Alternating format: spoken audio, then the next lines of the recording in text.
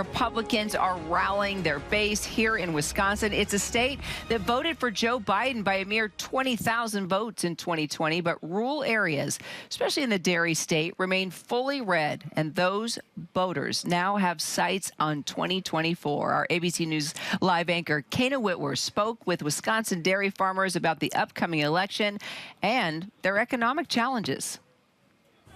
Whose message resonates right now with rural America? Any politician at any level, who is it? I haven't heard it yet. Haven't heard it yet. I haven't heard it yet. Our politicians know how to get a hold of us, and our phone isn't ringing. They want to understand our views and what we deal with. Reach out to us. So I'm the first person that's come out here to really talk about what's important for this to you. election year. Yes. Yeah. And we're just one farm in Wisconsin, but we're plugged in. We know what's going on, but yet we haven't seen anybody here. Katie and Grant Grinstead are fourth-generation dairy producers, part of a long-standing and proud tradition in the dairy state that produces more than 25 million gallons annually and pumps $46 billion into the state economy. Have you ever been more concerned about an election or more politically engaged in your lives than you are right now? For me, I've never been more concerned today than I ever have.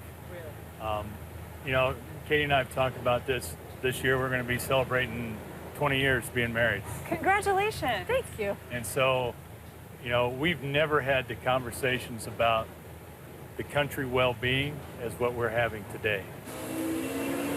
Katie and Grant are trying to stay afloat as the industry is shrinking. The economics of milk production no longer favor producers like Katie and Grant.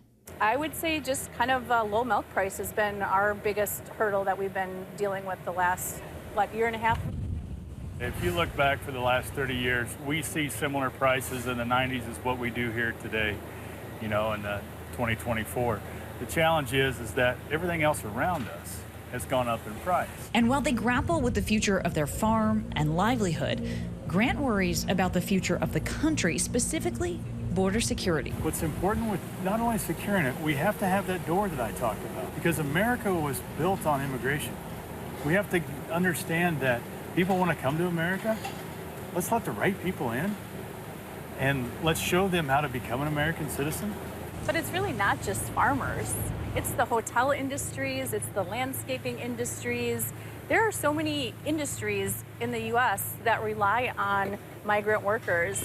So I think what's happened is everybody has just kind of put their heads in the sand because they know we need them, but they're not willing to champion and stand up and lead it because it's so controversial. And Katie is right. According to the Migration Policy Institute, immigrants make up 28% of agriculture workers in the United States and about 1/3 of hospitality workers. But Katie and Grant stay focused on policy and say they do sometimes split ticket vote, but say now more than ever, they need politicians who support rural America. Do you feel like rural America has been forgotten about in this election? Well, I mean, 1% of the population as farmers, where 1% is feeding the world. Yeah. So I think sometimes we get forgotten because we do make up such a small percent, but we're also the percent that's feeding the world. You would think that every American that sat down at any kind of meal would be considering what their agriculture community is doing for them. Maybe we should stop making food. Would that get attention? I think that would definitely get attention. Our thanks to ABC News Live anchor Katie Whitworth for that report.